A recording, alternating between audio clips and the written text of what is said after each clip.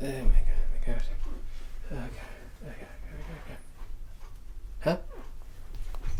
Hey, beautiful human. It's RidersDX, and what are you doing here? Oh wait, don't tell me. Oh fuck. Ah, motherfucker. I see, okay. I see that you all are here for my Team Sonic Racing review, which I promised like 2 weeks ago. Today's kind of a crazy day. I actually have like a job interview in a couple hours, and I'm like low-key about to die, but I make sure I don't break promises. At least I try not to. So I guess we'll multitask. I'll get ready for my interview, get some breakfast, and y'all can sit down with me, and then we can talk a little bit about oh, one second. This game, Team Sonic Racing. The light's glaring. There we go. Yeah, Team Sonic Racing right here. So I guess we can talk about that. Let me just get this stupid tie.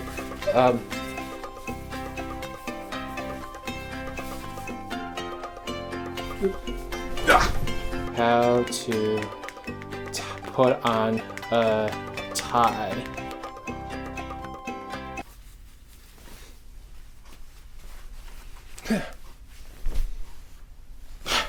All right, let's head downstairs, and then we're gonna go get some breakfast, and then we are going to review Team Sonic Racing. Let's go.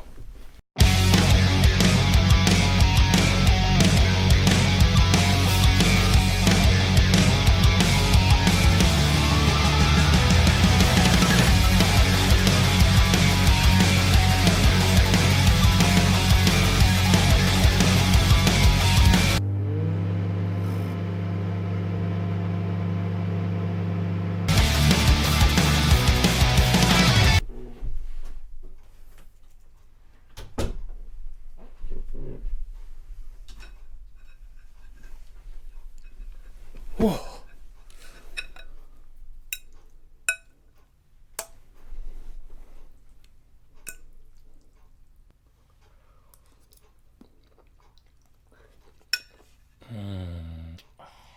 Well, now that I'm not running around like a maniac, let's actually just sit down, which is what I'm already doing, and talk about Team Sonic Racing.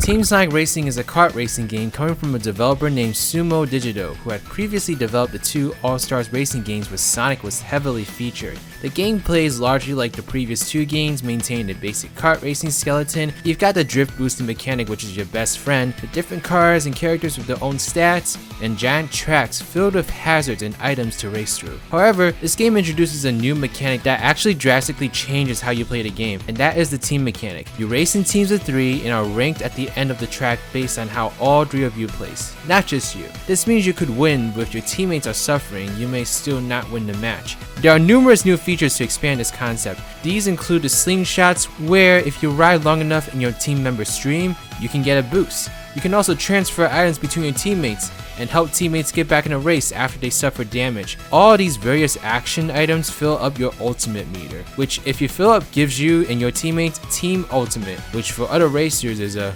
move or your power up. It was very surprising to me to see just how much this changed up the dynamics of the game. I admit, as I was covering this game on my channel, I wasn't completely impressed by the team mechanic. It just seemed like the small feature that they were trying to oversell. But playing the game itself, the features seem simple, but totally changes how you strategically race. Now you're not just focused on getting to first place, but you're also helping your teammates to make sure they get up there as well. And I ended up loving this. I think I went into the game resenting it a bit actually, because they basically tossed out the transform mechanic for this, but I think I actually prefer the team mechanics over the transform mechanic. If I'm being honest, I'm not really a competitive gamer. I don't play games to ruthlessly win. I'm pretty laid back and just want to have a good time, and that's why I'm not really into like multiplayer games for the most part. I much prefer like single player campaigns, but Team Sonic Racing not only feels competitive, but a great way to reel in people who aren't as well. And I have to say, playing this game, especially online, was some of the most fun I've had with a racing game in a long time. And so yeah, I absolutely adore the team mechanics and what they added to the gameplay. But if they're not your cup of tea, don't worry. There's also an option to race in the traditional way without the team mechanisms.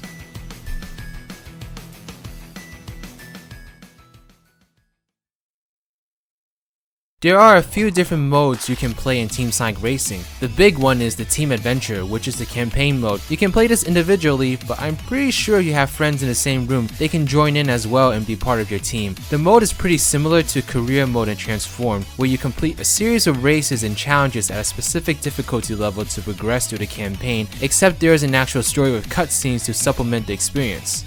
Well, I should say cutscenes with quotation marks. The story itself is very simple. This mysterious Tunikin, I don't know what this is, but whatever, sends invites to Sonic and his friends to take part in a race. His name is Udampa, and for some reason Sonic and his friends are inclined to participate, even though they all make it extremely very clear that they don't trust him for like half of the game. I won't spoil the story anymore beyond that, but don't expect something on the scale of, say, Sonic 06. It's just a foundation to give the characters a reason to race in these cars, and it's nothing too impressive. But it's a racing game, so people don't usually buy racing games with a single player campaign, so in the case of this game where there's just not a huge emphasis on it typically, I'm okay with the story being as simple as it is. Some of the dialogue is pretty cheesy as expected, and some voice actors are better than others. Who are you talking to, Tails? Nobody, Big. I understand. I talk to Froggy sometimes when he's not around, and I miss him. But overall, the story is pretty inoffensive, and I actually thoroughly enjoyed it going through the campaign. I also enjoyed the various challenges they included, but of course I had the most fun with the missions that were just plain races. I've never been a fan of like other challenges in racing games like collecting rings, going through gate posts, but you know, it's a nice thing to have in case you want to do something a little bit different besides the traditional race to the finish line kind of gameplay mentality. Overall, I found the adventure mode to be a really great way of progressing through the game, but I have to say there's one mission type that I didn't like very much at all, and that was the Grand Prix missions. And basically a Grand Prix mission sounds exactly like it is. These are missions where you race through 4 tracks and are ranked based on how your team collectively does in all 4 races. The issue with these missions in Team Adventure mode is that you've already raced through a lot of tracks that are in the Grand Prix multiple times in previous single missions. If you play the campaign mode long enough, it just feels very repetitive. No one is expecting this mode to be more than like a few hours. They're not expecting like a 12-hour campaign, so I don't really understand why they decided to go with the padding. But despite that, the campaign still does fly by pretty fast. I finished it in like a day or so. It's not a huge deal. You have the typical local play modes such as Grand Prix, single race, and time trials. There is sadly no battle mode in this game, which I think could have been a really fun addition with some of the items in the game, but there's still plenty of racing you could do with your friends. There's also online play, which I did quite a bit of if you've been paying attention to my channel last week. Online mode is a blast, and it's pretty easy to set up with the Switch version at least. I had tons of fun racing against my subscribers last week. However, I will say that I ran into quite a few bugs with the online mode. Some of these were probably due to my connection, or others that sometimes I would constantly get kicked out in the middle of the match. Other times, it's this.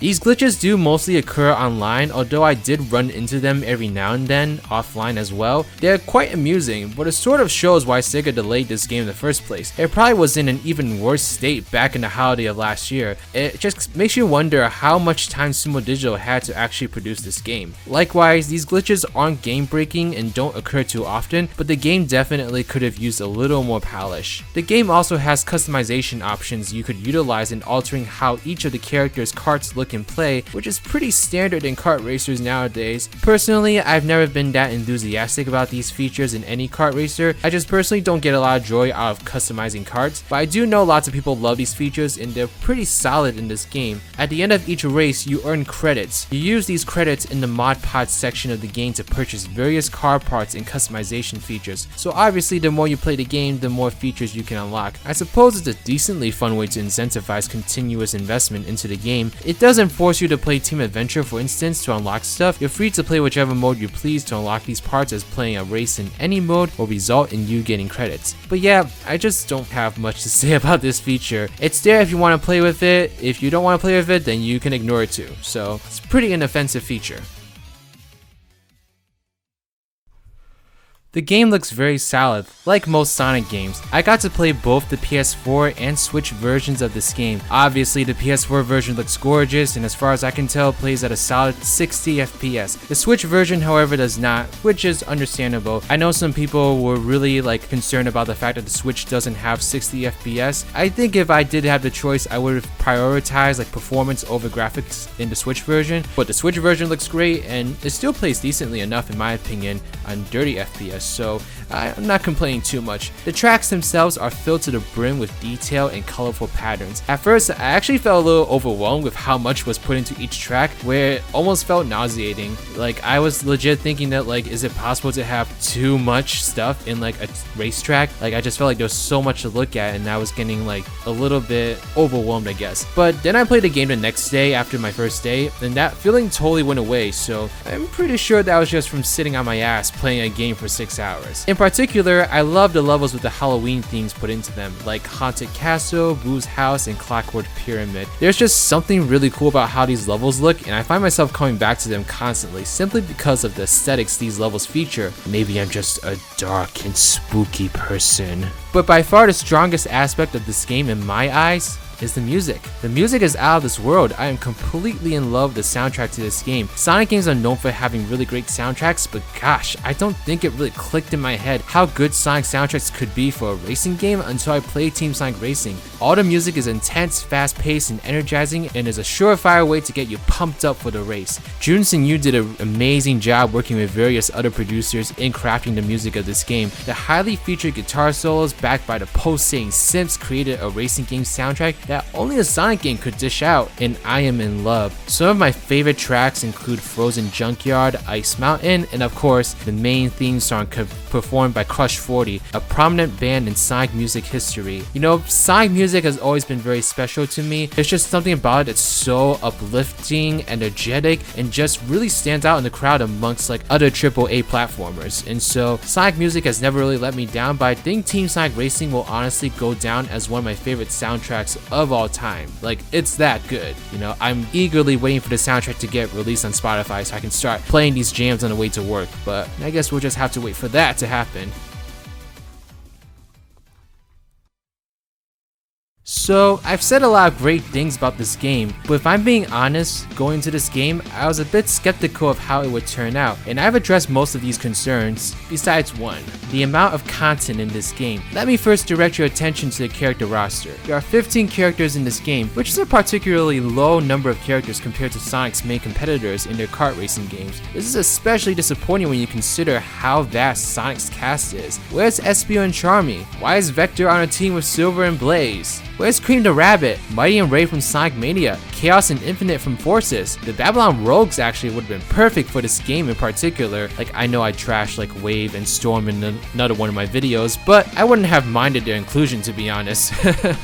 The roster does cover a lot of the big names, but it just seems like a huge missed opportunity to not put in more of the characters just because of the sheer amount of characters that could have and should have been in this game. You know, Sonic has one of the biggest casts in all of gaming, and I just feel like this was a perfect game to take advantage of it. It's not like Forces, where it felt like they were just inserting characters into the story because they wanted to do fan service. No, it actually would have been great to have all of those characters appear in this game as well. Not even all the Forces characters are here in Team Sonic Racing. That's how underwhelming this roster is. We also got to talk about the tracks. There's 21 tracks, which is not a terrible number in hindsight, but it's not an impressive one either. What's really disappointing about this number though is that 9 of these tracks are taken from previous racing games. I've long gotten over this fact, to be honest, as the team mechanics do actually add a fresh perspective to these tracks, but it would have been really cool to see some other Sonic locations represented in this game over places we've already seen in previous racing installments and mainline Sonic games. And that's another point, the locations. There are actually only 7 main locations these tracks take place in, each with 3 tracks associated with them. Some locations actually do a really good job of using very diverse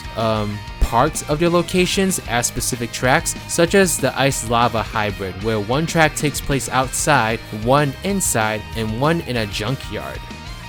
Yeah, I know that sounds really random, but it fits, trust me. However, other locations have 3 tracks that all look eerily similar, like the casino location. I guess what I'm trying to say is that this game has a great foundation for a great kart racer. Like, I love the gameplay, I love the music, I love the interactions between the characters, but it just feels very underwhelming in terms of what we actually got. Combine this with the bugs I ran into, which is a result of the polish that this game still needed. This game very much feels like a budget game. Like, it feels like Sega was just like, here, take this amount of money that's not really adequate enough for a really great game and just kind of do what you can. And to be honest, that's just disappointing for me because I feel like that's the direction Sonic is going in, and that's something that really concerns me of the franchise in terms of its future.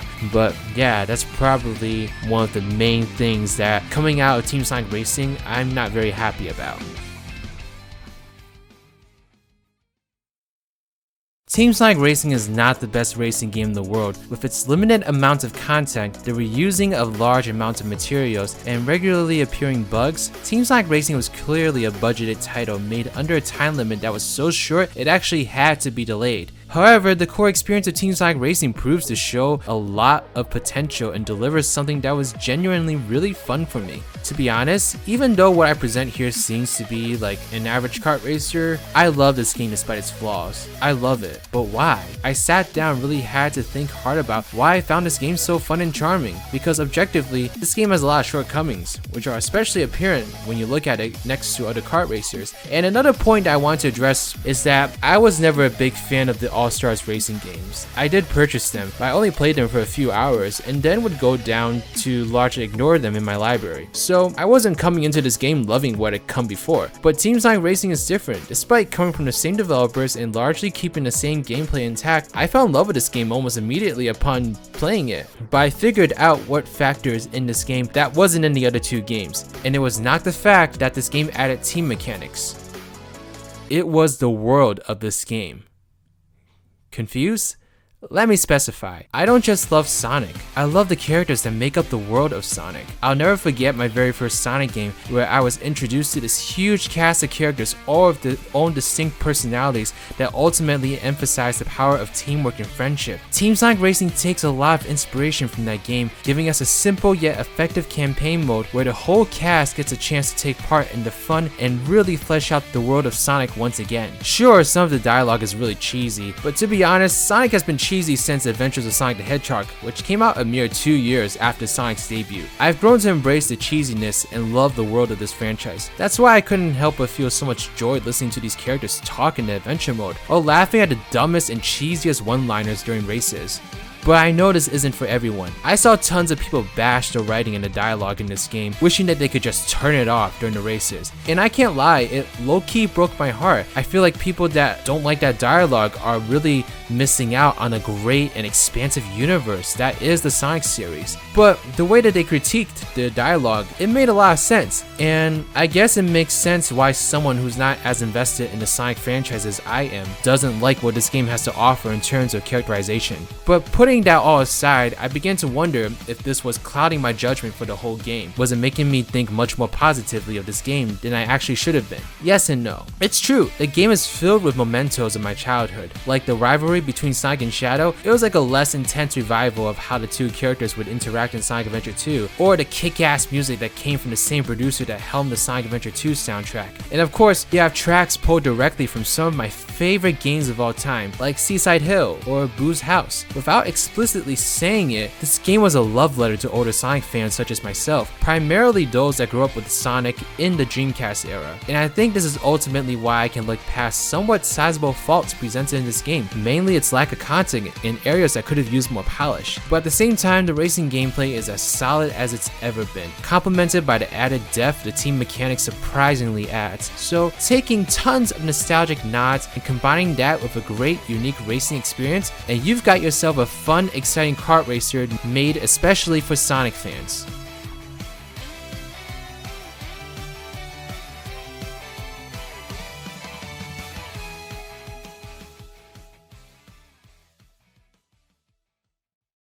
Teen Sonic Racing takes me back in time to a time when I didn't have to worry about paying bills and had to worry about finding a job, finding a career. I didn't have to worry about what my family life would look like in the future, or what maybe my love life would look like. All I had to do back in the good old days was just have fun. And that's what Sonic helped me do a lot of when I was a kid, was just have fun. And Team Sonic Racing really takes me back to those times when I would just sit in front of my TV and just play Sonic Heroes, the adventure games every single day without having a care in the world. And for that reason, I do have a lot of love for this game that might be a little bit biased. And that's something that I'm completely aware of and I take full ownership of. Despite this game's flaws, I love it just because of what it reminds me of and the time period that it takes me back to. And as I get older and as I start doing more things that most adults have to do, I start thinking about man, I really had it good back then when I could just think about Sonic all day and just